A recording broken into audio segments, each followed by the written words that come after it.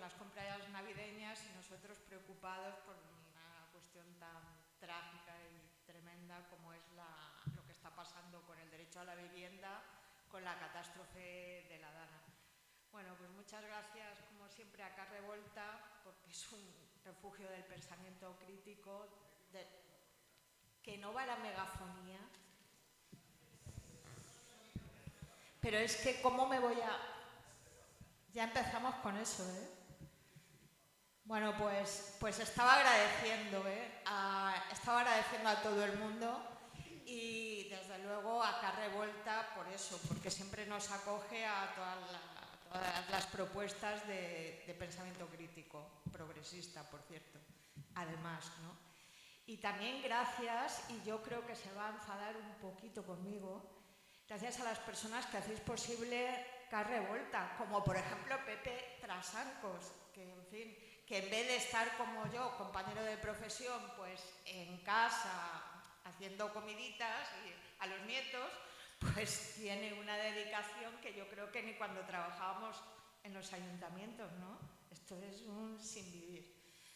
Bueno, pues nada, ya yendo al grano, lo que nos ocupa es, por un lado, reivindicar el derecho a la vivienda, o la vivienda como derecho, no como un negocio, y además ponerlo en relación con lo que está pasando ahora en la zona Dana después de la catástrofe. También quería deciros que en Car Revolta habíamos pensado ya hacer un taller sobre el derecho a la vivienda, un taller que igualmente se va a hacer, lo que pasa es que se pospuso, como os podéis imaginar, por el tema de la Dana. Ese taller, que seguramente será en enero, ¿no, Pepe? ¿Te lo estás apuntando? El taller de vivienda de la Dana, y será con dos personas pero sumamente interesantes. Una es Mónica Oltra y otra es Antonio Montiel. Entonces, ese Tenatem yo creo que estará bastante bien. Aquí, esta mesa también va a estar muy bien, pero bueno, nos vamos a centrar en la cuestión de la Dana. Para ello hemos invitado, por un lado, a Melania Navarro John. Ella, académica y profesionalmente, se dedica al trabajo social y en estos momentos tiene una... Y en estos momentos, pero es que se me olvida, yo ya mayor, se me olvida. Y en estos momentos tiene una responsabilidad como concejala del Ayuntamiento de Benetúser.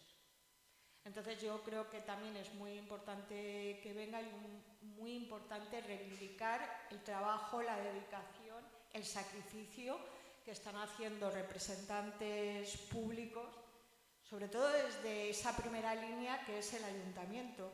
Creo que todas las personas que estamos aquí hemos oído discursitos antipolíticos diciendo que todos los políticos son iguales, que esto es un desastre, que no sé qué. Pues no.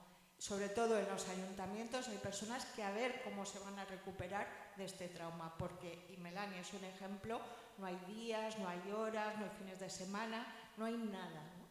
Entonces, bueno, luego presentaré a mis amigos y compañeros Elena y Alberto, pero cuando quieras, Melania, puedes empezar.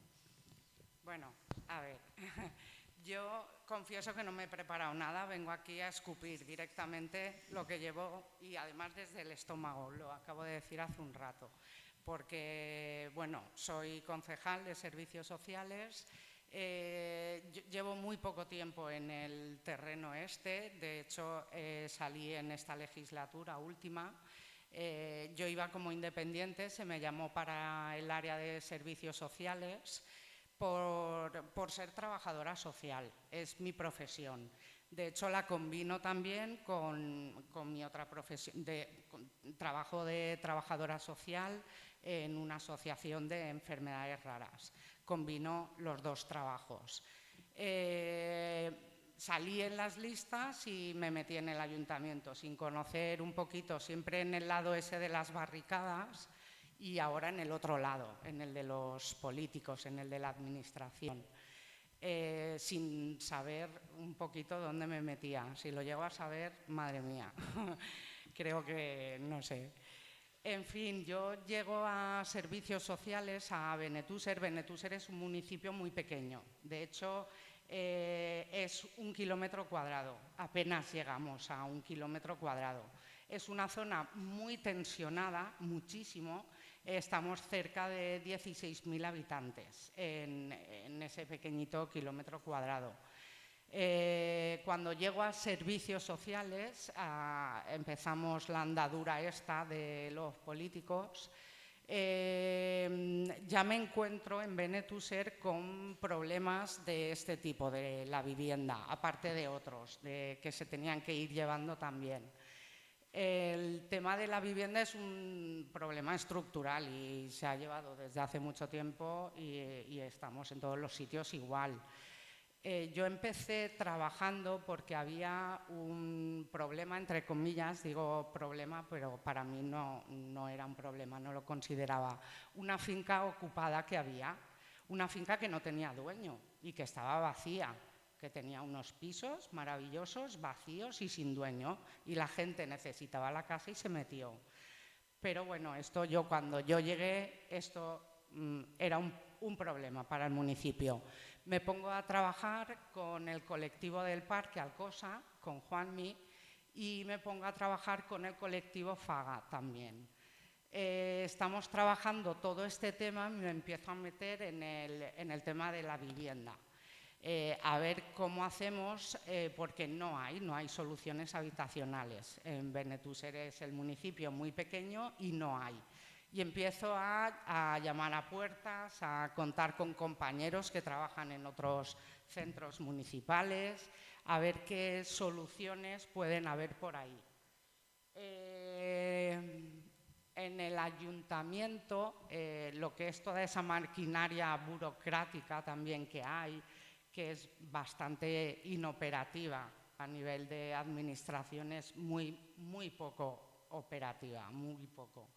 Entonces, esto lo digo porque es un tema muy difícil que yo combino con el otro trabajo y que quizás no le puedo dedicar ese tiempo que requiere este problema, el de solución habitacional. Y empiezo a intentar averiguar, a ver cómo podemos encontrar soluciones, porque me encuentro con muchos casos que me trasladan mis compañeras del equipo de servicios sociales. No hay agua, ¿no? No, voy a por agua. Vale. Es que se me ha olvidado coger a mí. Vale. Mis compañeras de servicios sociales, las del equipo, Mela, a lo mejor te llaman por teléfono, Mela, tenemos aquí a una mujer y a un niño y no tienen casa, tenemos que buscar solución. Y soluciones de ya para allá no hay. No hay, tienes que ir recurriendo pues a albergues, a Cruz Roja, asociaciones como Cáritas, porque esa maquinaria de la administración no te da esas soluciones de ya para allá que necesitas. No sé. Bueno, yo me encuentro con ese problema ya de base que ya teníamos antes. Y tengo reuniones con el EVA y vamos moviendo muchas líneas de trabajo en este sentido del tema de la vivienda. Llega la Dana, me dice, es que si no me he preparado nada, pues entonces empiezo a escupir y puedo alargarme mucho. Llega el tema de la Dana y evidentemente este problema pues ha crecido exponencialmente, pero exponencialmente... vamos, y seguimos sin tener soluciones. No hay una casuística muy variada de personas que necesitaban en esos primeros momentos solución de ya que nos tuvimos que actuar al salto la mata. Es que estábamos solos, no teníamos ni siquiera equipos profesionales que pudieran ayudarte. Igualmente tuvimos que recurrir a asociaciones como Cáritas, como Cruz Roja, como albergues. Había un albergue que pudimos alojar a una familia, pero llamamos a la media hora y no nos quedan plazas, lo que nos queda es ya para voluntarios y para bomberos. Ya la próxima que te venía ya sabías que ahí no podías llamar.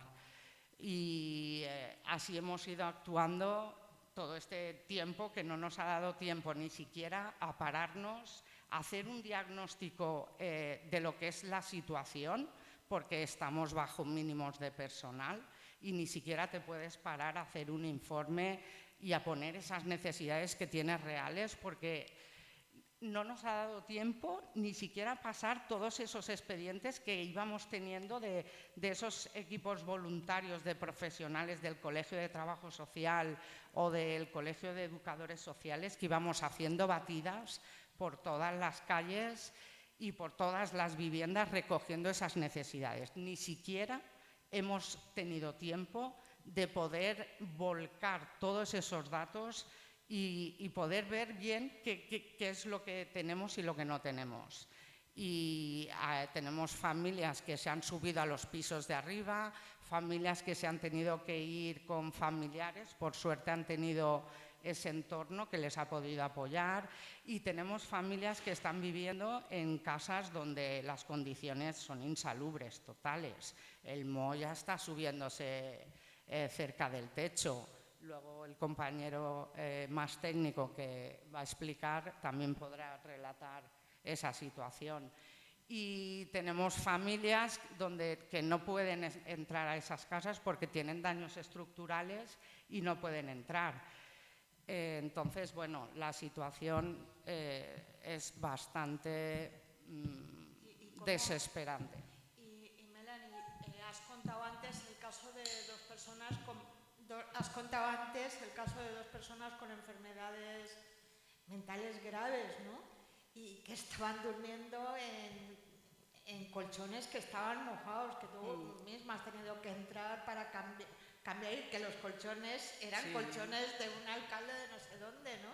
No, a ver, los colchones los conseguí yo, lo que pasa que fue una intervención que tuvimos que hacer en una vivienda donde habían dos personas mayores, una persona mayor con principio de demencia senil, la madre, que era la que estaba un poco más, lo que pasa que estaba en shock todavía, y el hijo, que era mayor pero tiene un trastorno mental diagnosticado. Estaban durmiendo en los colchones mojados, el sofá mojado, conseguimos, la intervención costó mucho, entrar, ayudarles o pedirles que nos dejaran ayudar a limpiar y convencerlos de tirar esos colchones, pero con la condición de que para la noche iban a tener un colchón para dormir. Por ahí corriendo entre unos y otros, y luego, bueno, el último colchón, el tercero, conseguí llevarlo con un chico que me llevó en una camioneta que tenía, que luego me enteré de que era el alcalde de Sagunto. Y además, esto fue a las 2 semanas. Ostras, pero si tú fuiste el que me llevaste. Bueno, en fin. En fin, muchas gracias por tu trabajo, por tu intervención, que ahora continuará. Ahora después hacemos una primera ronda rápido y quería señalar eso. Esto no se sabe que hay concejales o concejalas en tu caso que están en primera línea consiguiendo colchones para que la gente no enferme. Y esto yo creo que se debería de saber. Bueno, yo creo que es que quien no sabe hoy en día y viendo, y creo que todos hemos podido estar allí, ver la situación, los ayuntamientos estamos solos desde un primer momento. Por redes está triunfando toda la opinión antipolítica de que los políticos están en su casita tomándose una copa. Tremendo, vamos, tremendo. Bueno, pues ahora vamos a continuar con Alberto Rubio Garrido. Alberto, Elena Azcárraga Monzonís y yo trabajamos juntos en la Consellería de Vivienda y Arquitectura Bioclimática. Ellos serán directores generales. En el caso, es que me lo apunto porque era la jefa. Yo era la jefa, la jefa para ponerme verde, porque al jefe siempre se le pone verde. Entonces los consellers eran muy majos y la subsecretaria era la mala, por eso me llaman la jefa. Entonces, bueno, seguiré hablando bien de Alberto a pesar de esto. Es arquitecto, ya digo, además se da la circunstancia de que es doctor en filosofía, trabaja, como hemos dicho antes, en el Instituto Valenciano de la Edificación y también es profesor universitario. Bueno, él sí que quería dar una visión acerca de, sobre todo relacionando lo que fue la crisis inmobiliaria, la gran crisis, la de la primera década del año 2000, con la gran catástrofe que supone esto. Bueno, yo había recogido un dato que creo que es relevante. De la mayor parte, bueno, la mayor parte no, al menos 3 de cada 10 viviendas que se han convertido en viviendas inhabitables como consecuencia de la catástrofe, se construyeron en la época del boom inmobiliario.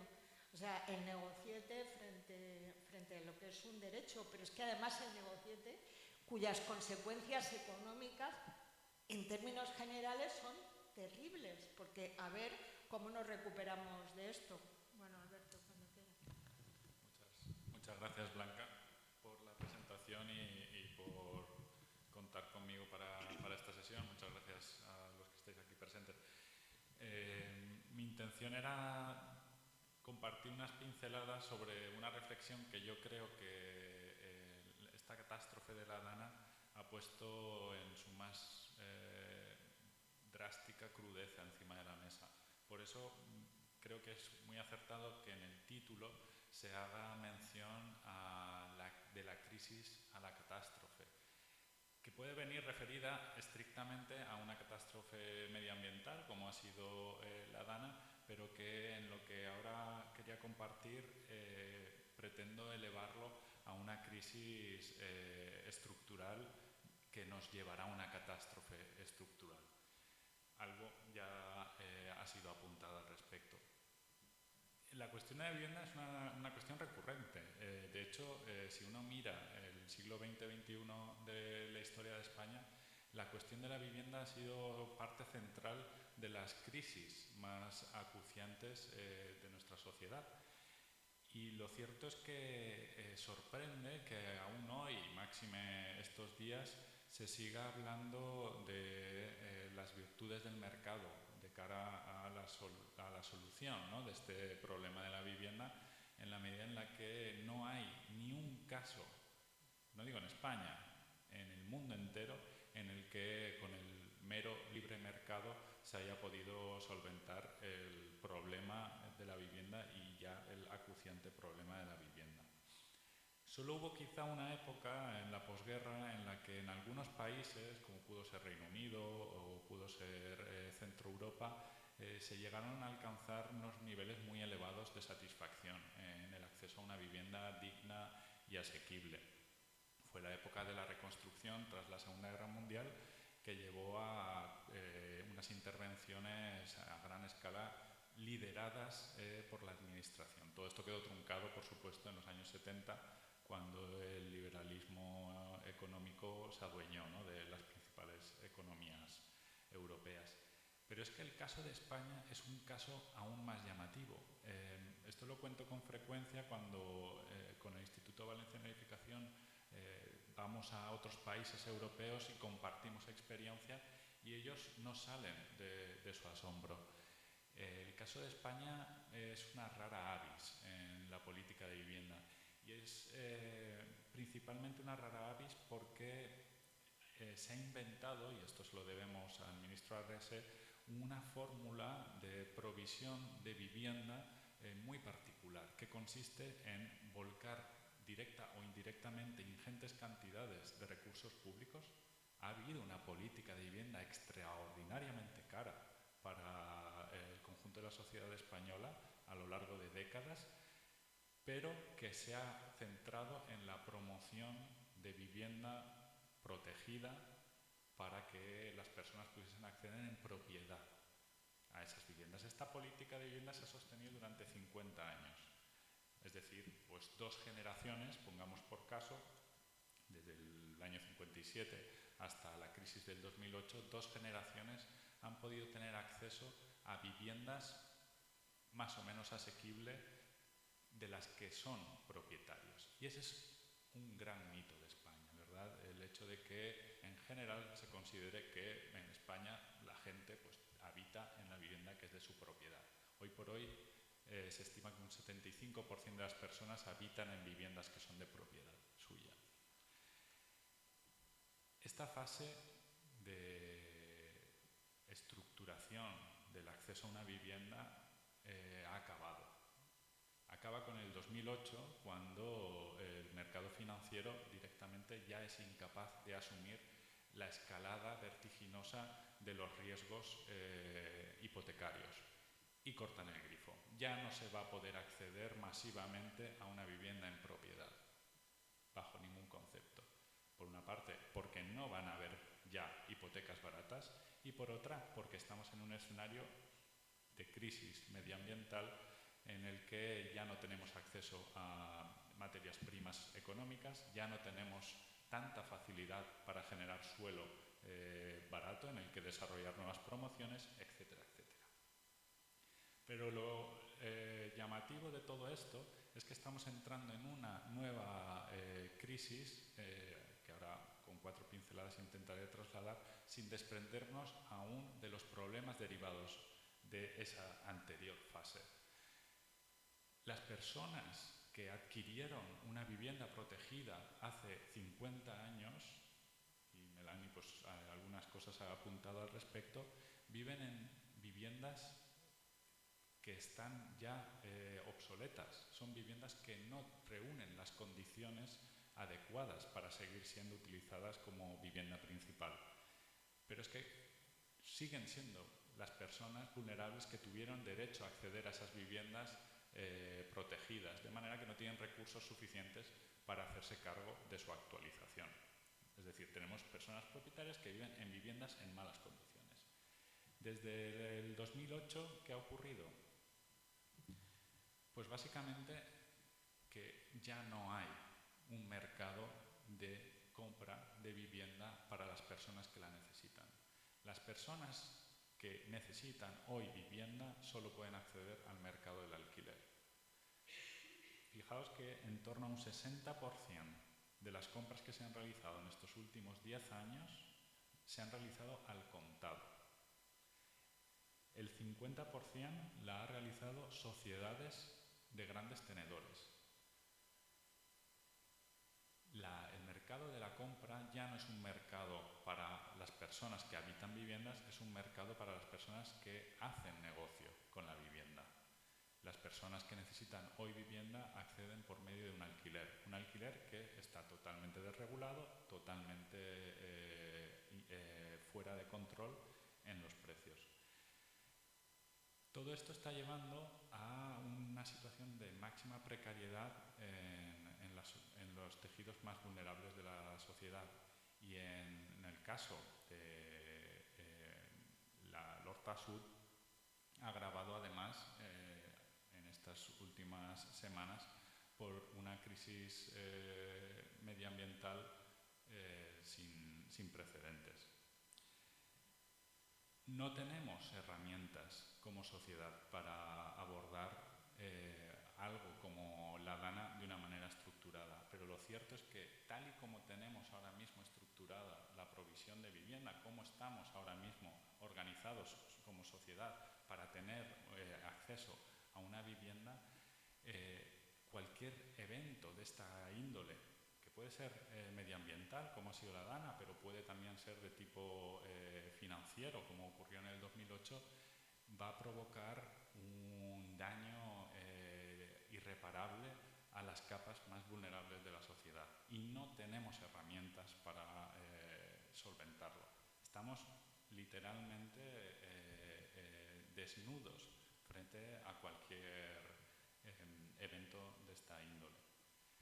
De hecho, yo creo que Elena, ¿no? Quería comentar algo al respecto. Sí, muchas gracias por enmarcarlo. Bueno, pues ahora, mira, me parece muy interesante lo que va a aportar Elena Azcarra Monzonís. Ella es arquitecta, ha trabajado en el libre ejercicio de su profesión, también como empleada pública en estos momentos. Y bueno, fue directora general de Vivienda y Regeneración Urbana. Yo una de las cosas que digo siempre, y me quejo siempre de nuestro paso por la Consellería, es lo poco que supimos dar a conocer lo que se estaba haciendo. Y aquí sí que voy a resaltar el trabajo de Elena. Creo que es totalmente desconocido, pero más de 1000 viviendas se incorporaron al parque público de viviendas a través de un decreto ley, el decreto ley de tanteo y retracto, que fue recurrido por 50 senadores del PP y que después de no sé cuánto tiempo, no sé cuántas cosas judiciales, acabó el Constitucional diciendo que era perfectamente constitucional. Este decreto ley era importante no solo que también por la incorporación de viviendas que procedían en su inmensa mayoría de grandes tenedores. Aquí los grandes tenedores son no más de 5, sino más propietarios de más de 10 viviendas, sino también por algo que no sé por qué no se habla, y es que la importancia que tiene para evitar la instalación de mafias a través del blanqueo de capitales. Claro, si tú interceptas esas operaciones de bienes raíces, que son las principales para el blanqueo, estás impidiendo que la Comunidad Valenciana fuera un territorio atractivo, como por ejemplo lo ha sido Andalucía. Pero no solamente eso, sino que también se hizo, de las últimas cosas que hiciste, ¿no?, fue el decreto de viviendas de protección pública, que declaraba hasta ahora, que ya se lo han cargado, claro, las viviendas de protección pública de carácter permanente, de tal manera que el dinero que invertíamos todos en viviendas de protección pública continuaba siendo para la colectividad siempre, no durante un periodo y luego pasará a la especulación. Y luego, pues nada, ya no lo hago más largo. Esto también quiero resaltar el trabajo de Pura Peris en la Dirección General de Emergencia, y es otra cosa desconocida que yo ignoro, porque ahora mismo nos está echando manos de ello, que es el registro de viviendas vacías de los grandes tenedores. Bueno, Elena, cuando quieras. Buenas tardes, ¿se oye bien? Bueno, yo he hecho una pequeña presentación, trataré de ser breve, pero nos parecía importante que hiciéramos un pequeño repaso, pues un poco visto desde fuera, ¿no? Los compañeros Melanie y Alberto están trabajando la catástrofe, intentando dar respuesta pues a todas las necesidades que hay ahora mismo, pues desde un ayuntamiento, desde el Instituto Valenciano de la Edificación. Yo lo estoy viendo desde fuera, pero muy interesada también en ver en qué medidas, qué respuestas se está tratando de dar las administraciones a la catástrofe que tenemos delante, ¿no? Y también continuando con lo que nos ha comentado Alberto y también Melanie, sobre que la vivienda ya es una emergencia estructural, ya viene siendo desde el año 2008 y no hemos salido de ella. Simplemente por daros unos datos que ya nos dan un poco la magnitud, ¿no?, de lo que ya teníamos antes, antes de la DANA, y antes, que ya ni nos acordamos, pero de la pandemia, que también vino el problema de la pandemia a aumentar el problema estructural que tenemos en materia de vivienda. Hace apenas un año y medio, en el registro de demandantes de vivienda pública de la Generalitat Valenciana había unos 15.000 aproximadamente solicitudes de vivienda pública, que por supuesto la Generalitat pues no tenía capacidad para dar solución, pero es que en un año se ha incrementado por 4. Ahora mismo hace 55.000 unidades de convivencia están solicitando vivienda pública a la Generalitat. Y estos son datos pre-DANA, por supuesto. Ahora mismo, como comentaban los compañeros, no hay ni siquiera un diagnóstico hecho claro de necesidades de realojo y de soluciones habitacionales de emergencia. Estos son los datos de vivienda pública y con fines sociales en la Comunidad Valenciana, porque una de las cuestiones que además nos encontramos cuando empezamos en la Consellería es que no había apenas datos. No había datos de cuántas viviendas públicas había en la Comunidad Valenciana. Entonces, pues también a través del Instituto Valenciano de la Edificación se hicieron una serie de estudios de los 542 municipios de la Comunidad Valenciana y pudimos ver que hay apenas 18.000 viviendas propiedad de la Generalitat, del Ayuntamiento, y que también gestionan una pequeña parte pues entidades del tercer sector que están dando pues ese servicio público que necesita toda sociedad con un problema estructural como el que tenemos. Recordamos las cifras, 15.000 personas están solicitando, el parque de 18.000 viviendas públicas en su mayoría está totalmente colapsado. Ahí ya viven muchísimas familias y hay muy poquito margen de viviendas vacías que puedan utilizarse pues, para realojos en casos de emergencia o simplemente para dar solución a este problema estructural que no acabamos de solucionar y que, como muy bien decía Alberto, es muy difícil con el sistema actual poder dar unas soluciones dignas, ¿no? Esta es una recopilación del catálogo que os comentaba de viviendas públicas. Simplemente he extraído unos datos pues, de cuántas viviendas hay en la ciudad de Valencia, unas 1.886 viviendas, y también en la comarca del Horta Sud, porque estamos por hacer el zoom, ¿no? el foco en la zona afectada, en una de las zonas afectadas por la DANA, y alrededor de 1.300 viviendas públicas y con fines sociales que ya están dando pues, ese servicio necesario de vivienda a personas que ya lo necesitaban y que también pues, se han visto pues, con problemas afectadas por la DANA. A esta emergencia estructural de la que hablamos, hicimos un estudio también para ver, ya que los recursos son siempre las administraciones, los recursos son muy limitados.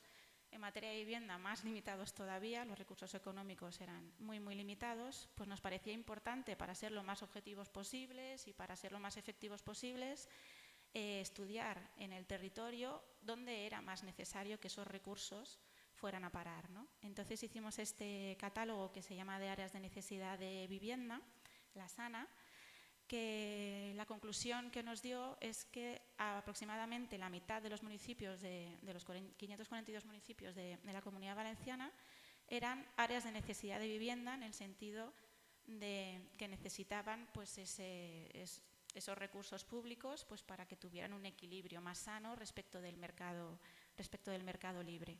Son la mitad de los municipios, pero es además donde vive el 80% de la población de la Comunidad Valenciana. También nos ayuda a tener datos, ¿no? A ver cuál es la dimensión del problema. ¿Y por qué traía el catálogo de áreas de necesidad de vivienda? Porque uno de los indicadores también que nos ayudó a catalogar, ¿no? A clasificar todos los municipios en estas áreas de necesidad alta, media y baja, era justamente, por supuesto, además de la vulnerabilidad del territorio, si era un territorio con zona de alquiler tensionado o no, también los riesgos físicos de sismo y de inundación, pues también para que podamos reflexionar que los riesgos de inundación, como es el caso, por supuesto, también es un factor fundamental en el que las administraciones públicas deberían pues, tener más en cuenta, porque es los lugares pues, donde más necesidad de vivienda va a existir. Esta es una cartografía, es el visor del Instituto Cartográfico Valenciano, que está abierto, se puede consultar, donde han volcado esta cartografía, que no es oficial, es una delimitación no oficial, pero que ya nos da, seguro que la hemos visto en muchos foros, la dimensión de la riada, ¿no? De las inundaciones que hubieron el 29 de octubre.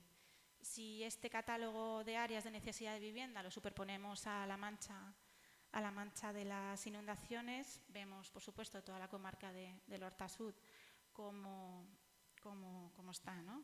Como está la mancha azul, pero además nos damos cuenta que casi todos los municipios de la comarca del Horta Sud son áreas de necesidad de vivienda o eran áreas de necesidad de vivienda para la administración autonómica, y esto significa que eran zonas donde había que invertir recursos públicos para que estos desequilibrios en materia de vivienda pues tratar de equilibrarlos lo máximo posible.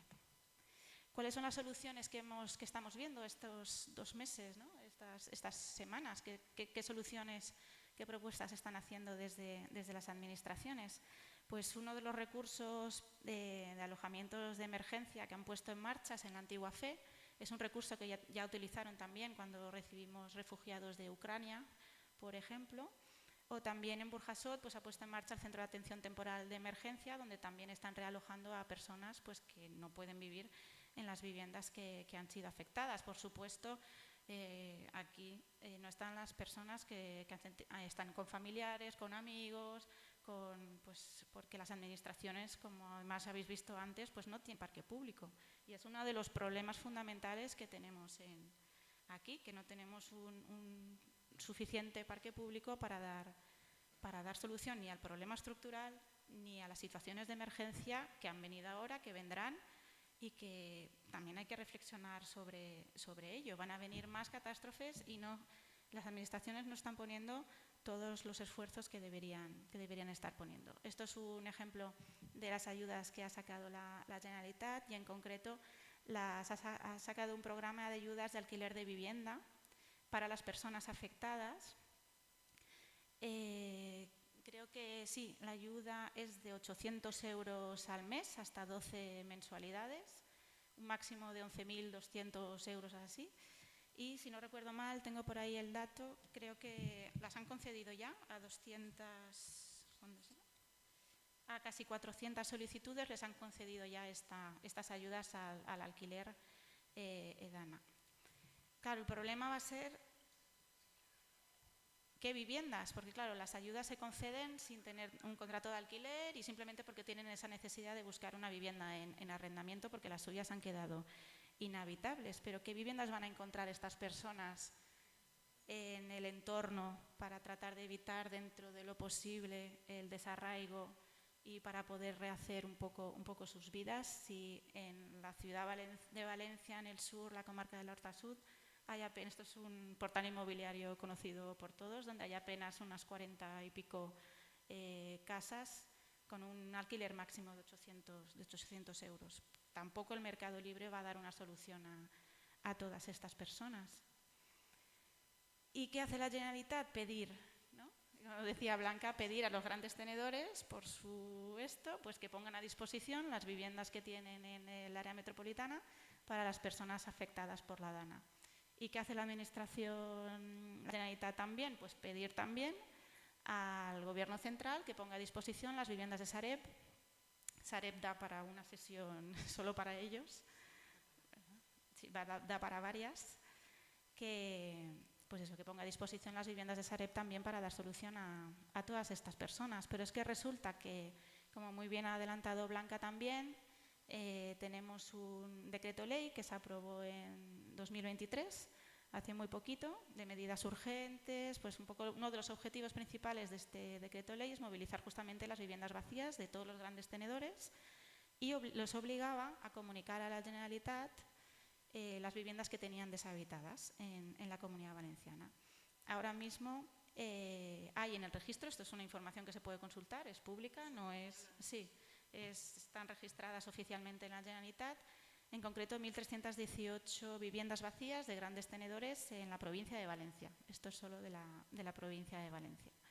Con lo cual pensamos que la Generalitat no solo debería pedir, sino que lo que debería es poner en marcha ya y aplicar este decreto ley, que todavía no está derogado, otras cosas ya las han derogado, pero este todavía está vigente, en el artículo 13, que obliga a la cesión temporal del usufructo de todas estas viviendas que ya están declaradas deshabitadas, que son de grandes tenedores, que las tienen vacías en la provincia de Valencia y que las pongan a disposición de todas las personas afectadas que lo necesiten. Justamente uno de los requisitos, lo veis abajo en negrita, es que las unidades de convivencia afectadas estén afectadas gravemente por una emergencia de protección civil declarada en el territorio de la Comunidad Valenciana. No hace falta que se produzca una emergencia de protección civil tan grave. Hay una serie de requisitos de desahucios, de colectivos vulnerables, etcétera, que ya se da en la emergencia estructural.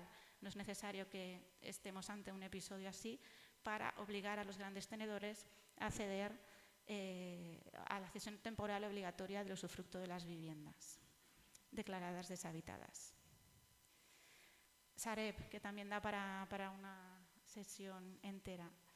La Generalitat también pide a Sareb, al Gobierno central, que ponga a disposición las viviendas que tienen en este territorio, y Sareb ofrece las primeras 150 viviendas. Pero aparte de otras medidas que veis ahí, que en 800 viviendas que tienen en los municipios afectados, les van a eximir del pago de los alquileres los próximos 3 meses y van a suspender los desalojos, que menos. Pues lo ponen y lo publicitan así en su información pública, ¿no? Pero es que esto tampoco sería necesario si la Generalitat no hubiera parado un expediente que estaba en tramitación con el cambio de gobierno, en el que se iba a incorporar al parque público de viviendas de la Generalitat 500 viviendas. Se estaba tramitando en distintas fases, también que esto es otro de los temas que da para mucho, por qué las administraciones públicas para incorporar viviendas de Sareb en su parque público tiene que comprarlas. Esto también es un tema interesante. Pero esa era la solución que daban y por lo menos pues en vez de estar pues esperando esas 150 viviendas que dicen que van a ceder, pues ya podríamos tener incorporadas pues más de 500. No sé si recordáis este edificio, es un edificio en Safranar, que es donde se reubicó a los afectados por el incendio de Valencia que hubo en Campanar, un edificio que apareció aparentemente milagrosamente. Pues es un edificio que afortunadamente ya era propiedad del ayuntamiento, porque habíamos firmado un convenio de cesión de los derechos de tanteo y retracto con distintos ayuntamientos, con el Ayuntamiento de Valencia en concreto, y que a su pesar, como estaba al final de la tramitación con el cambio de gobierno, pues lo acabaron adquiriendo, ¿no? Para quien no conozca el procedimiento de tanteo y retracto, se trata de un derecho que tiene la Administración autonómica, por el que puede adquirir de forma preferente, antes que terceros, cuando se producen compraventas, ¿no? en toda la Comunidad Valenciana. Hay un decreto ley que es el 6/2020, que antes comentaba Blanca, que es el que habían recurrido al Tribunal Constitucional, por el que están obligados a comunicar ciertas transmisiones a la Generalitat, y la Generalitat estudia si le interesa, por precio, por localización, para evitar desahucios. También se adquirieron muchas viviendas. Antes que lo compre un tercero, pues muchos iban a fondos de inversión, a otras entidades, a sociedades. Si le interesa a la Administración comprarlo ellos, porque además se hacen esas transacciones que no son las compraventas que se hacen para particulares. Son muy económicos, vive gente que ni sabe que están vendiendo las viviendas donde viven, etc. Pues si la Administración está interesada en comprarlo antes que terceros, lo compra. Y gracias a la cesión de ese derecho de la Generalitat que cedió al Ayuntamiento de Valencia, pudieron adquirir este edificio que estaba recién terminado y tenía todas las viviendas vacías. Afortunadamente para las personas que sufrieron este incendio, pues pudieron disponer de esa solución habitacional, que también se ha dicho, tenían todo el derecho del mundo, pero claro, pasaron por delante del problema estructural que tenemos, del registro de demandantes que tiene también el Ayuntamiento de Valencia. Pero la aplicación del derecho de tanteo y retracto y de las compras de viviendas, que esa es una de las cuestiones fundamentales, existe mucha vivienda vacía, mucha vivienda ya construida. Podemos actuar ya con las herramientas que tenemos y con todo lo que está ya construido. No hace falta construir más, construimos más en los suelos urbanos y para consolidar ciudades. Pero con lo que ya hay construido se puede hacer mucho. Pues gracias a eso pudimos tener este recurso habitacional para esas personas. Lamentablemente también la compra de vivienda desde el cambio de gobierno está parada. Eliminaron todo el presupuesto de la línea de adquisición de viviendas y este creo que fue el último edificio que compraron. Y algo para terminar, no me resistía porque esto también da para hablar mucho, pero me parecía importante también, aparte de las soluciones de emergencia y que es necesario disponer de un parque público que sea realmente un sistema, ¿no? a nivel de los centros educativos, de la sanidad, de los servicios sociales. La vivienda todavía no es un sistema, todavía no está al mismo nivel, ni por recursos económicos, ni porque no existe realmente una voluntad política para que esto sea así. ¿Vale? Nos parecía importante, y esto es una cuestión de modelo, que la vivienda protegida, la vivienda de protección pública, mantuviera esa calificación permanente, que no perdiera su calificación, su protección pública con los años. Algo que parece tan básico, porque si no es imposible disponer de una cantidad de vivienda a precios asequibles a lo largo del tiempo que pueda hacer un mínimo contrapeso al mercado libre, pues no ha durado ni 1 año y medio.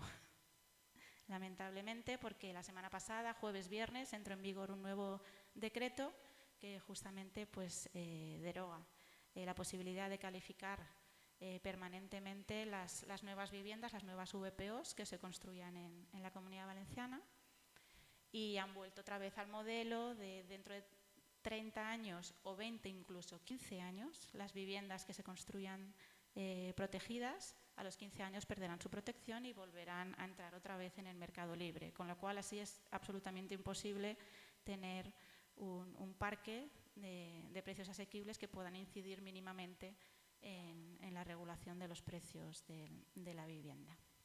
Y esto, bueno, la conclusión es todo lo que hemos comentado, son herramientas, instrumentos que ya existen, que se pueden poner en marcha, por supuesto siempre que haya voluntad, que eso es lo primero, la voluntad, y que podrían aliviar muchísimo más las cuestiones de corto, medio y largo plazo, y sobre todo, ya que estamos hablando de esto, pues son necesarios pues, más recursos, ¿no?, económicos, humanos y, por supuesto, unas políticas públicas de vivienda que se puedan sostener en el tiempo con unos recursos adecuados.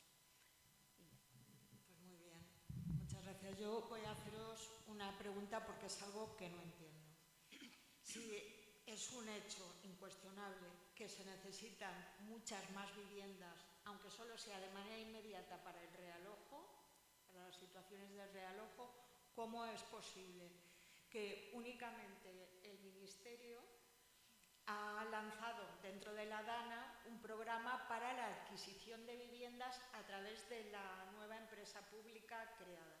Y en la conferencia de presidentes, el presidente Mazón dijo que no era competente la comunidad autónoma y que estaba en contra de la creación de esa empresa pública para la compra de viviendas públicas para aliviar el problema de la DANA. ¿Cómo es posible que la Generalitat Valenciana las ayudas hayan sido únicamente ayudas, me refiero en materia de viviendas, ayudas al alquiler? ¿Y cómo es posible, porque esto es un hecho científico incontrovertible, que si tú das ayudas únicamente al alquiler y no lo mides con otras acciones, estás calentando el mercado del alquiler? Es decir, va directamente al propietario y, es decir, el alquiler aumenta de precio. Si no lo relacionas con algo que está en una ley de carácter estatal que ya ha pasado todos los filtros del Tribunal Constitucional, que te está diciendo que, claro, que es constitucional en las zonas tensionadas controlar la subida del precio de la vivienda. Por lo tanto, bueno, es una pregunta totalmente, en fin, que no tiene ningún sentido porque es retórica, porque sabemos la contestación. Las ayudas al alquiler están bien, en este caso, siempre y cuando, en mi opinión, vayan unidas a la aplicación de la ley estatal por el derecho a la vivienda y, por lo tanto, a un control de la subida de los precios y un control de los nuevos precios, que sabéis que es un sistema por el cual están más o menos tasados, ¿no? Bueno, pues que vamos, sí. Rápido, y luego si eso ya damos... No, más por aterrizar en lo que se sabe hasta la fecha y ponerlo también en relación con los datos que ha trasladado Elena, lo que se sabe hasta la fecha de la situación de la vivienda en la DANA. Como decía Blanca, yo formo parte del Instituto Valenciano de Edificación, que es la unidad que coordina las evaluaciones de daños post-catástrofe, una unidad que activa el plan de emergencia a petición expresa, o sea, que no es automático del CECOPI, del famoso CECOPI. Bueno, a día de hoy aún no nos han activado. La situación es tan, lo digo por lo que decías, Blanca, de cómo pueden, ¿no?, estar frenando al Ministerio si ellos no hacen, ni sus recursos más inmediatos han sido activados a día de hoy. Pese a ello, nos hemos autoactivado y lo que os puedo señalar de manera muy tentativa a día de hoy es que se estima que hay en torno a unos 40.000 edificios de viviendas afectados que suman un total de unas 75.000 viviendas afectadas. Imaginaos la dimensión. Esto obviamente a diferentes escalas. 75.000 viviendas no significa que hayan sido 75.000 viviendas arrasadas, pero sí que os puedo decir que de en torno a los 3.000 expedientes que tenemos ahora mismo ya abiertos y que se están realizando las inspecciones in situ, prácticamente la mitad se han declarado no habitables. Esto no quiere decir que sean irreversiblemente inhabitables. Eso quiere decir que a día de hoy no son habitables. Requieren una inversión, a veces considerable, para que puedan volver a considerarse habitables. Pero es que además hay más de 500 viviendas que se han declarado en ruina y han sido desalojadas y van a tener que ser demolidas. O sea que de partida tenemos 500 familias, 500 unidades de convivencia que además coinciden por esta crisis estructural de la que hablábamos antes con las personas más vulnerables de todas esas poblaciones que directamente han perdido su vivienda y por supuesto no tienen recursos para optar a otra. Y además otras 1.500 viviendas que requieren de una inversión urgente para que puedan ser habitadas. Esa es la dimensión a día de hoy de la crisis habitacional que se está viviendo en ese territorio. En torno a 2.000 unidades de convivencia requieren de una intervención inmediata a diferentes escalas, pero eso sería como un diagnóstico muy rápido. Sí, ahora te voy a... Antes de que se me olvide, quería decir otra cosa que también es otra pregunta retórica. Creo que en Valencia han pasado dos catástrofes. El caso del incendio de Campanar, que requirió pues, el realojo de estas familias, y luego también ha afectado la dana a dos barrios, ¿no? Al barrio de la Torre y el otro barrio, y a 3 barrios, y a las pedanías. Bueno, hay un programa, en el año 2024 también había un programa financiado en un 75% por el Estado, que supone que lo pide el ayuntamiento y te dan dinero para la compra de viviendas para destinarlas a alquiler asequible. ¿Sabéis cuánto ha pedido el Ayuntamiento de Valencia? 0.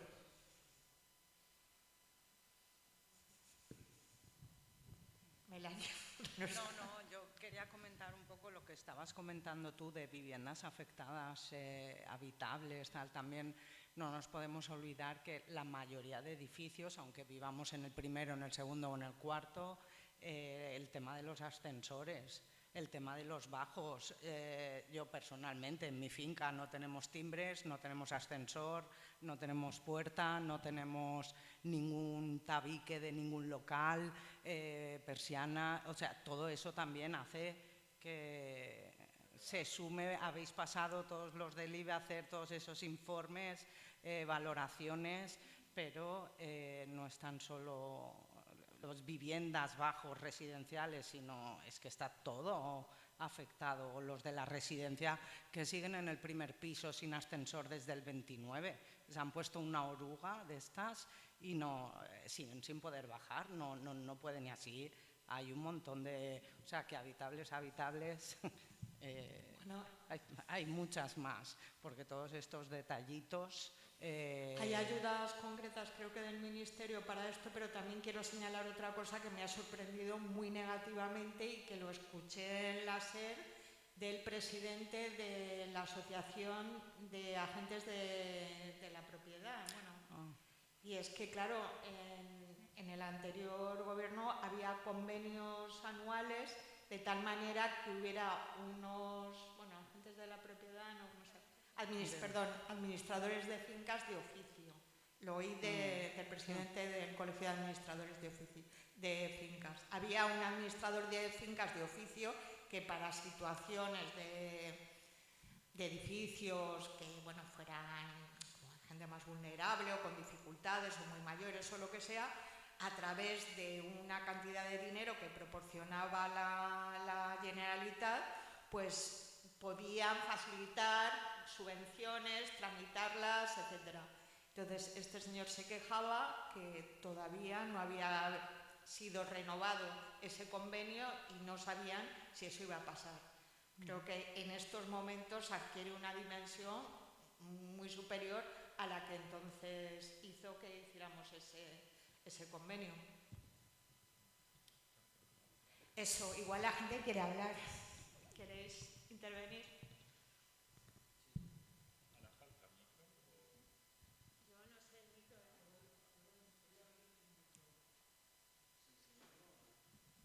Tenía un micro inalámbrico.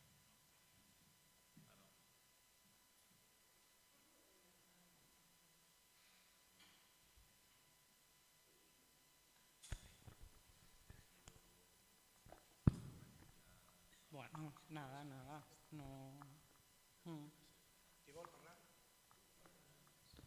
Sí, Miquel. Bueno, moltes gràcies.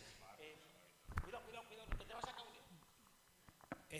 Jo voldria saber, per un punt, quantes de vivendes del Sareb, perquè veu diu xifres, n'hi ha buides en el nostre territori. Luego n'hi ha un tema que vaig prendre... Pots repetir la pregunta, per favor? Sí, que jo perdona, no he escoltat bé. que quantes cases del Sareb n'hi ha... Haveu parlat d'un número, però el total sí ho sabeu, sí se sap. Jo en Benetússer sí que ho sé, perquè hem estat també de negociacions en ells. En total no ho sé, però en Benetússer sí. I altre punt és que en un tema que parlem en debats, que està així Joan, que ens reunim, vingui un jutge i ens explicar que el dret a la vivenda no existeix. Això és, o sigui, tu presentes en el juzgat el dret a la vivenda i te'l tiren per terra. O sigui, el que sí que posa la Constitució és que els governs tenen que fer totes les polítiques necessàries perquè la gent tingui una vivenda. Per tant, ara m'entere jo del teu treball, de totes les lleis que haveu fet. Home, jo crec que tot això que han tirat per terra se tindria que presentar als juzgats i dir, escolta, esta gent està anant en contra de lo que diu la Constitució. O sea, lo que diga el chuche es que tú no puedes anar a un juzgat y decir, oiga, yo tengo derecho a la vivienda. No, usted no tiene el derecho a la vivienda. Eso ho dic el xuche, jo no ho dic jo. Ara, sí que digui que tots els governs tenen que fer polítiques per a la vivienda.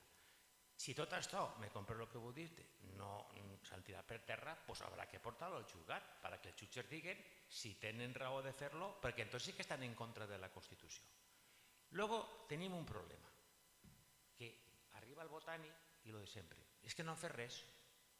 No han fet res. Esta gent són igual que tots i ja tenim el problema, la comunicació. I perdona que m'enrotlli.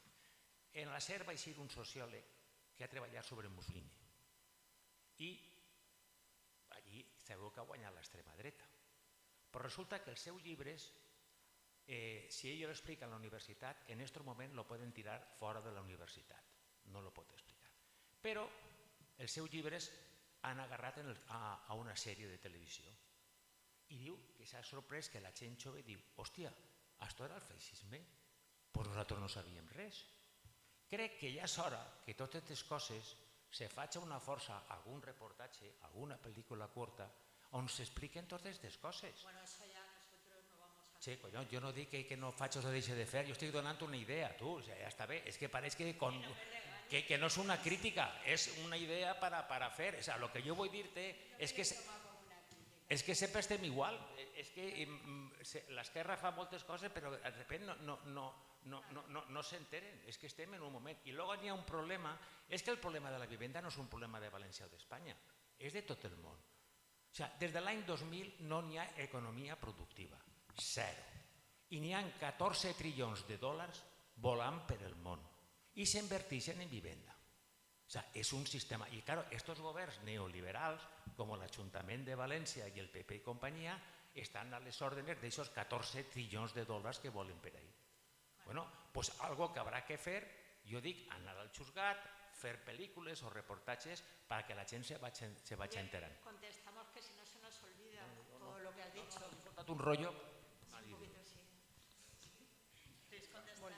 Oye, que tú lo sabes en Benetúser, si quieres contestar. Sí, nosaltres una de les línies de treball que vam tindre al referent d'això d'intentar buscar solucions habitacionals, vam tindre reunions en l'EVA, vam estar en la Sareb també, n'hi ha de fet un edifici amb 21 vivendes que anaven a acabar ara en el 2025 i anàvem a veure clar, necessites aquests diners i Benetúser, com he comentat, és un municipi d'1 quilòmetre quadrat, no té polígon, això repercuteix en els pressupostos, que no tenim... Estava el plan ese també. El plan ADA també el vaig explotar, també, i me digueren que no. Pues perquè la política de l'EVA era... es que nosotros estamos porque nos cedáis suelo municipal y nosotros entonces ya llamaremos a la promotora, haremos el edificio y ahí se ubicarán las viviendas. Y yo, bueno, es que primero no tenemos suelo municipal. Segundo, yo no quiero en mi municipio, habiendo un montón de viviendas vacías, construir en un solar un edificio con 20 viviendas y que sea un gueto ahí para habiendo...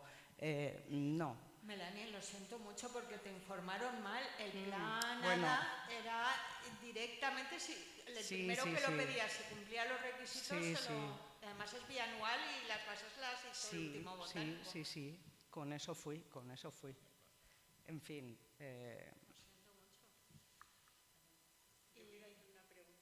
Bueno, una cosita quería deciros antes que nada, para que en la Comunidad Valenciana, por la Ley de la Función Social de la Vivienda, y probablemente en enero nos lo dirá Antonio Montiel, porque tuvo un papel muy protagonista en esto, en esa ley, en la Comunidad Valenciana se ha dado un paso más sobre el artículo 47 de la Constitución, y en determinados casos de medios económicos es un derecho subjetivo, es decir, se puede invocar ante los tribunales en determinados casos económicos, pero sí se puede hacer. Vale, perdona, Teresa. yo quería hacer una pregunta y muy concreta. Ahora que estamos en la etapa de reconstrucción, ¿vosotros aconsejaríais reconstruir las casas en el mismo sitio donde estaban, sobre todo las que se han tenido que derruir, tal y cual? Es que a mí eso, no tengo ni idea de esto, pero me choca un poco, no sé. Ahora hay mucha gente que se sorprende al ver que se ha construido mucho en zonas inundables y es una práctica muy extendida en el arco mediterráneo. De hecho, lo ha mencionado Blanca, la cantidad de viviendas que se han construido recientemente, quiere decir que no es una cuestión atávica, es una cuestión muy vinculada a al enorme crecimiento y el tremendo consumo de suelo que se dio en la década de los 90 y del 2000. Nosotros en el Botanic tuvimos una experiencia a este respecto que creo que es bastante ilustrativa de cómo se pueden encontrar alternativas que no tienen tanto que ver con la reconstrucción, sino con un reinventar el territorio, ¿no? Y nuestra relación con él. En la Dana del 19, los municipios más afectados fueron principalmente los de la Vega Baja, pero también hubo algunos municipios, y particularmente Ontinyent, que sufrió los daños por el desbordamiento del río Clariano. Ahí había un barrio a orillas del Clariano, un barrio muy humilde, construido en los años 60-70, que se llama Canterería, quizá os suene, el barrio Canterería, un barrio que tiene un origen incluso medieval, pero que en los años 60-70 había crecido desmedidamente ocupando zonas inundables del cauce del río. periódicamente ese río desbordaba, periódicamente esas familias tenían incluso problemas de incomunicación y, por supuesto, daños en sus construcciones. Esas construcciones, además, eran construcciones muy humildes, de manera que estaban incluso en riesgo de sufrir daños más graves. El ayuntamiento, con nuestra ayuda, la Consellería de Vivienda se volcó en ello, consiguió comprar y, llegado el caso, a expropiar, pero solo tuvo que expropiar las viviendas de Bancos y Sareb. Todas las viviendas que estaban afectadas por las crecidas del río las ha derribado. Os invito, de hecho, a visitarlo porque ahora mismo es un paraje realmente hermoso. Las ha derribado y las ha sustituido por un parque inundable. De manera que no solo esas personas que, por supuesto, obtuvieron una alternativa habitacional digna, mejoraron sus condiciones de vida indudablemente, no solo esas personas ya no sufren esa incertidumbre, sino que además las condiciones de control de las riadas han mejorado notablemente. Esas viviendas se estaban haciendo de embudo en las crecidas. De manera que sí, indudablemente habría que estar ya hoy haciendo estudios en profundidad, cosa que hemos pretendido desde el IBE, pero ha sido en vano, para determinar en qué medida se tienen que empezar a repartir sin ningún criterio ayudas para la rehabilitación de viviendas. Se van a destinar fondos públicos para la rehabilitación de viviendas que volverán a estar sujetas a inundaciones, con lo que ello implica no solo para las arcas públicas, sino para esas propias personas, la indefensión en las que las vuelves a dejar. Entonces, indudablemente tendrían que revisarse esos protocolos, pero ya no solo a nivel de vivienda, sino también a nivel de territorio. Uno de los grandes problemas que ha habido en esta riada ha sido la cantidad de territorio que se ha impermeabilizado por el crecimiento desmedido de los polígonos industriales. En zonas, estas sí, todas inundables. Porque eran las vacantes, eran las zonas en las que había huerta, un suelo maravilloso drenante que lamina la riada y te permite controlar sobre todo la agresividad de la avenida, la va conteniendo. Al final, en estas venidas de aguas, lo único que puedes hacer es intentar retenerla lo más posible para laminarla y que vaya bajando lo más pausadamente posible. Ahí hay que intervenir urgentemente, hay que recuperar terreno drenante y terreno de laminación. Y esto extensivo también a todos los espacios públicos que han sido devastados por esta riada. Ahora estamos en contacto con los municipios también para abordar cómo recuperar los espacios públicos y claro, la gente lo que quiere es volver a lo que tenía. Es muy difícil hacer esta pedagogía si no hay por encima directrices claras del Ministerio o de la Generalitat, pero no, lo que no tiene ningún sentido es ahora volver a impermeabilizar los suelos que han sido levantados por las riadas. O sea que indudablemente hay que revisar todo esto. Sí. Bueno, jo volia aportar un poquet com a afectat el que estic dient de les vivendes, val? I tot el tema d'ajudes i tal. Efectivament, els números més o menys són això, els números, però la realitat no és així, val? No n'hi ha. No n'hi ha vivendes ni de lloguer, ni de la SAEB, ni de res, no n'hi ha. O sigui, jo he sol·licitat vivendes i de les primeres no n'hi ha. M'han dit que no n'hi ha. Això m'ha dit l'Ajuntament de Picanya, concretament és on vivia jo. Aleshores, com jo tens que buscar la vida, tens que anar per ahí de casa en casa vivint, perquè jo de lloguer tampoc n'hi ha. És mentira, no n'hi ha vivendes de lloguer, no n'hi ha.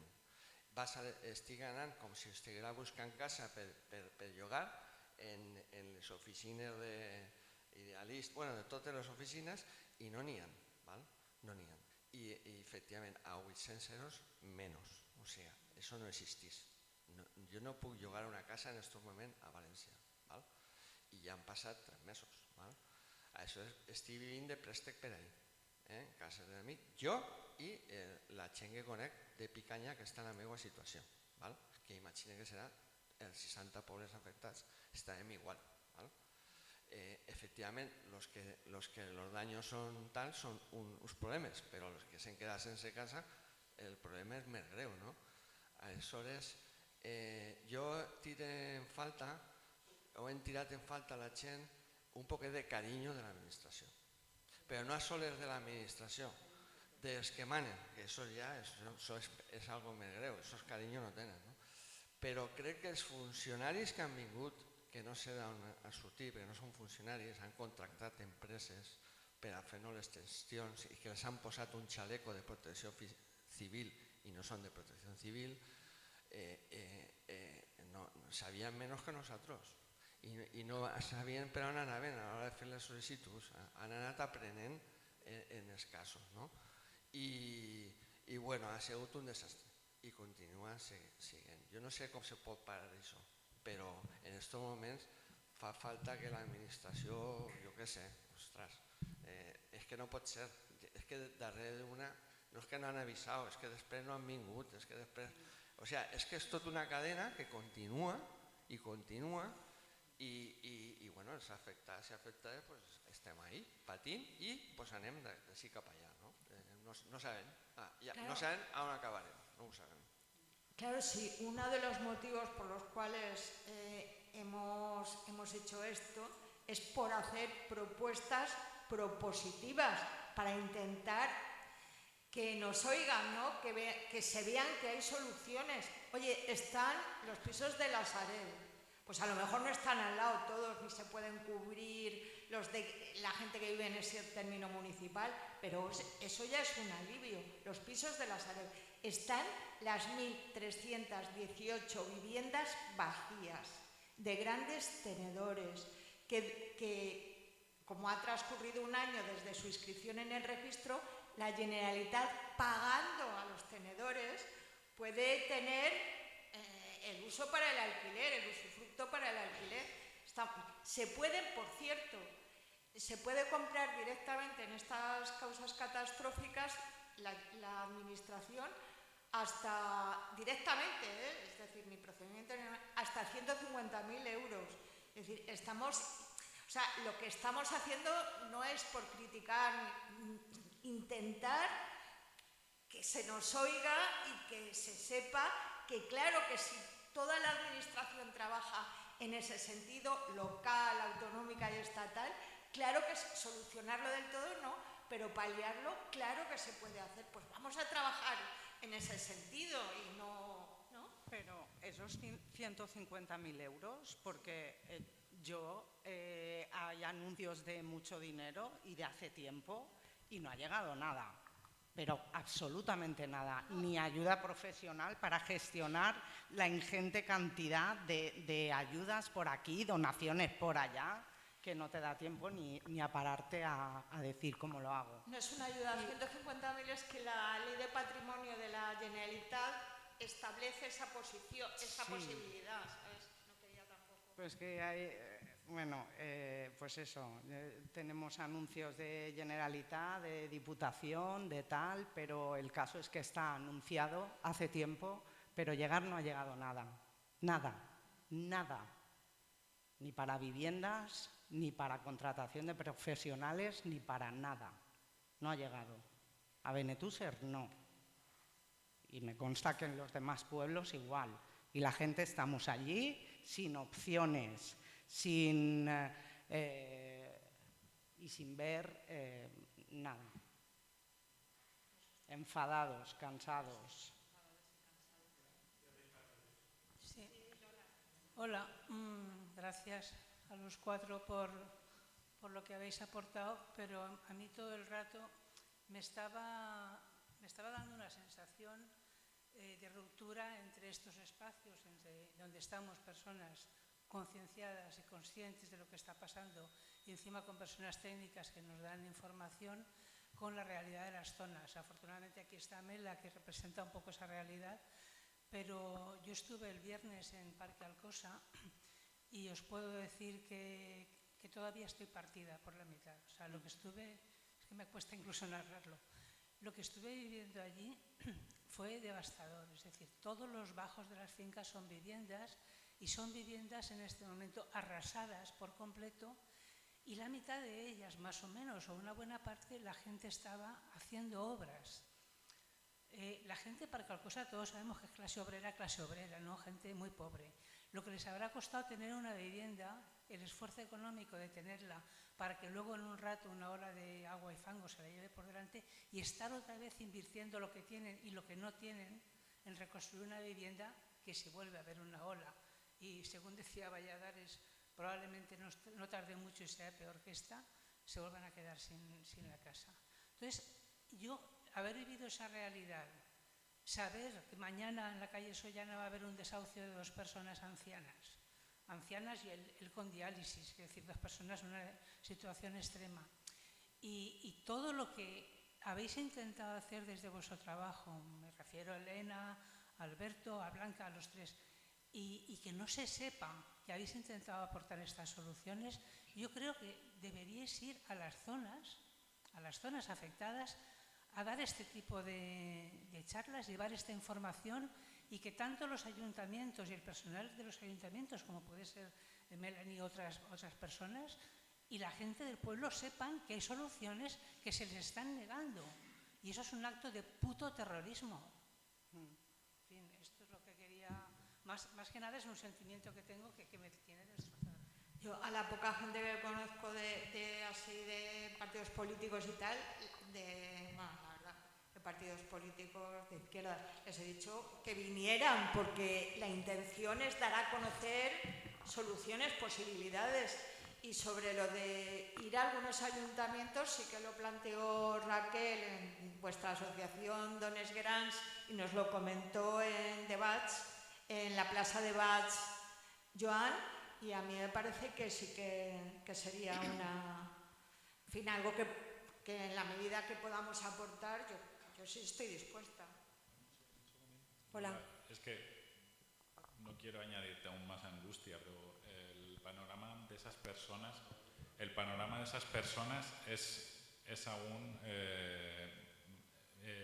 más desolador cuando se den cuenta de que las ayudas que estarán esperando meses en recibir siquiera una contestación por parte de la administración no se van a materializar en su caso.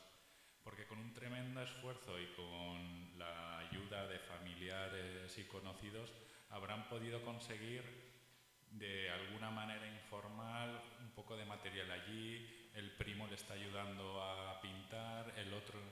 No va a haber ni una factura, no va a haber ni una trazabilidad posible de todos esos gastos que le va a exigir la administración para poder percibir la ayuda correspondiente. Entonces, la administración es que es incapaz de hacerse cargo de una situación como esta. Tal y como están ahora mismo organizándose los mecanismos de apoyo, la administración, por supuesto que podría hacer muchísimo, pero está volcando esfuerzos titánicos en construir estructuras administrativas que no están resolviendo el problema concreto de esas personas. Cuando, por ejemplo, en lugar de tener a gente revisando expedientes, podrías estar contratando directamente la obra de esas personas que necesitan. Estos debates los tuvimos. Si lo dramático de la situación es que llegamos a tener propuestas de modificación que se llegaron a aprobar, incluso protocolos alternativos para abordar estas situaciones, cuando aprendimos de la Dana del 19. De todo eso no se ha hecho nada y sabemos cuál es el recorrido de lo que se está haciendo, que es pura desesperación para esas personas, garantizada. Hola, buenas tardes. Me levanto que si no, no me veis. Bueno, en primer lugar agradeceros las aportaciones que nos habéis hecho esta tarde. A mí, bueno, traigo a lo mejor una visión más pesimista si cabe, de esta situación que tiene que ver con el recorrido, ¿no? Donde llegan muchas de estas personas, que es lo que vemos muchas entidades sociales que trabajamos desde la exclusión residencial o con personas que sufren exclusión residencial. En el contexto pre-DANA ya los datos apuntaban a que pues, en torno al 63% de las situaciones de sinhogarismo que están recogidas en un informe del Ministerio tienen que ver con causas estructurales, cuando en el conocimiento social de la población normalmente la situación que tiene una persona que vive en la calle normalmente la achacamos a consecuencias o decisiones mal tomadas a lo largo de la vida de la persona, problemas de alcohol, problemas de drogas, en fin, con ese tipo de cuestiones personales, cuando no es así. Los datos apuntan a que las situaciones de exclusión residencial y la última o la peor de esas situaciones, que es vivir en la calle, tiene que ver con cuestiones de tipo estructural como la pérdida de la vivienda por motivos económicos, falta de empleo, etc., no por cuestiones de decisiones personales. En la situación post-DANA, pues nos imaginamos lo que va a ocurrir. Lo que va a ocurrir en breve está ocurriendo ya y va a seguir ocurriendo. Ahora estamos viendo situaciones en las entidades sociales que arrancan en la crisis del COVID, que no tienen nada que ver con esto, en la localización, en el alcance, bueno, y en lo que supone la pérdida de la vivienda como cuestión, como un espacio físico. Quiero también un poco poner esto encima de la mesa, porque sé que todo lo demás, bueno, pues estamos en otro momento, pero desde las entidades sociales estamos alertando sobre esto. O sea, lo que se va a producir es una fractura social y una caída en picado de las situaciones de vulnerabilidad de muchas familias que se iban defendiendo, de muchas personas que estaban ahí en el límite, a la caída en situaciones de exclusión. Y cuando se cae en la situación de exclusión, desgraciadamente lo que sabemos hasta el momento es que incluso la sociedad invisibiliza esa situación. Es decir, es lo más peligroso, ¿no? Cuando se rompe y no cuentan y son invisibles, pues entonces ya no se ven y entonces ya los derechos pues ya ni están ni se les espera. Entonces, no quiero ser pesimista con ello, pero sí que poner el acento también en que no solo es el problema de la vivienda, evidentemente esto se resuelve con otra concepción de la vivienda, lógicamente, porque la experiencia también que tenemos es que las personas que han caído los peldaños hasta la situación de exclusión, los itinerarios que se hacen con las personas, incluso desde servicios públicos, son exitosos. O sea, las personas se recuperan, pero cuando llega el momento de salir, de dejar el centro, la vivienda de acogida que te ha mantenido durante un tiempo, se vuelve otra vez al punto de partida. Es decir, esto lo sabemos.